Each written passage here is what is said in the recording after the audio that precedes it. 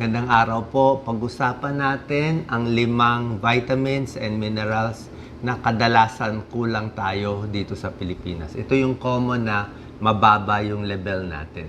Tingnan natin yung 5. Number 1, marami kulang sa calcium. Ang calcium para sa buto, sa muscles, ano sintomas nito? Ito yan, pwede brittle yung nails, mabilis ma-fracture, nagda-dry yung balat, yung buto sa ipin. Minsan, pag mababa masyado, pati puso, nagka-cramps, nagpupulikat. So, possible mababa yung calcium, lalo na sa kababaihan. So, saan tayo kukuha ng calcium? Ito yung mga pagkaing mayaman sa calcium. Gatas, milk products, keso, calcium na fortified, cereals na may calcium, sardinas, dark green leafy vegetables, at pwede rin uminom ng calcium supplements kung mababa sa calcium para sa buto. Ang isa pa pala, exercise. Lagi naglalakad, may exercise, pampatigas din ng buto. Si Doc Lisa, minsan yung dilis di ba pati yung buto kinakain. So, calcium. Pwede i-check kung mababa ang calcium mo, yung bone density. Number 2, ito medyo bago. Vitamin D. Marami sa atin, may test yan na marami sa atin mababa sa vitamin D. Like ako, hindi ko alam kung mababa ako sa vitamin D alanganin yung mga symptoms, hindi ganun ka-clear pero pwedeng pagod, sa buto din, muscle weakness, ito, mood change, cramps, masakit ang buto, pagod. So, pag pina-check ang vitamin D, pag mababa, pwedeng kumain ng pagkaing mayaman sa vitamin D, magpapaaraw, may tulong sa vitamin D. Konti lang yung pagkain mataas sa vitamin D orange juice, itlog, mushroom, fatty fish, isda. At pwede rin uminom ng supplement sa vitamin D. Actually, nagte-take ako 400 IU. Number 3, ito, potassium. Marami sa Pilipino mababa sa potassium. Si Doc Lisa, mababa sa potassium. Nagme-maintain siya lagi ng, ano yung mga binibigay? Kalium, K-Lite, 1 tablet. Ito, check nyo, nakakamatay itong potassium. So, bakit bumababa ang potassium? May tao talagang mababa, katulad nila Doc Lisa. Yung iba naman, nagtatae, nagsusuka, may gamot na pampaihi, or madalas pinapawisan. Mainit lagi tayong pawis.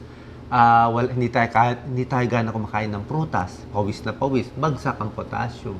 Puro kanin lang. Kanin, konting ulam. So, walang potassium. So, ito sintomas, pwede siya mag-irregular heartbeat. Muscle cramps. Pwede ma-paralyze. Mag-cramps sa tiyan.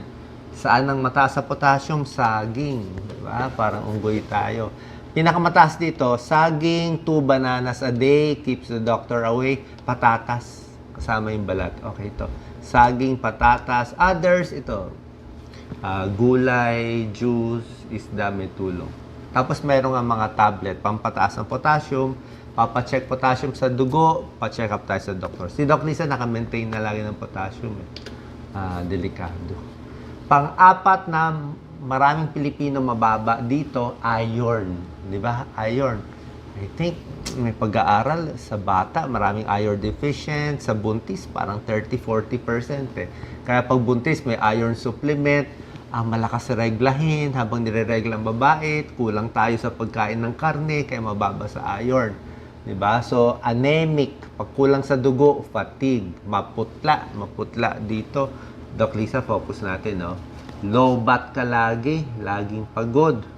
Nahihilo pag tumatayo, nadidepress, mabilis ang heartbeat, anemic, maputla. Ayan ang sintomas.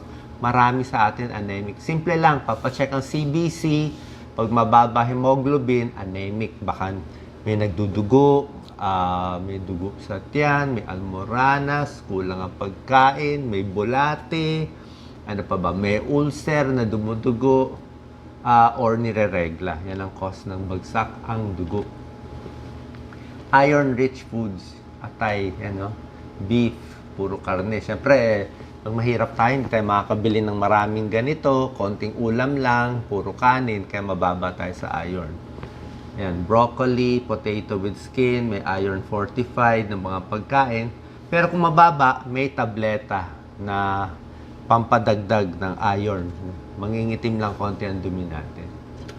Ang huli na vitamins na Madalas din mababa to vitamin B12. B12 para sa utak, sa nerves, neurotransmitter yan. Gumagana yung mga nerves natin.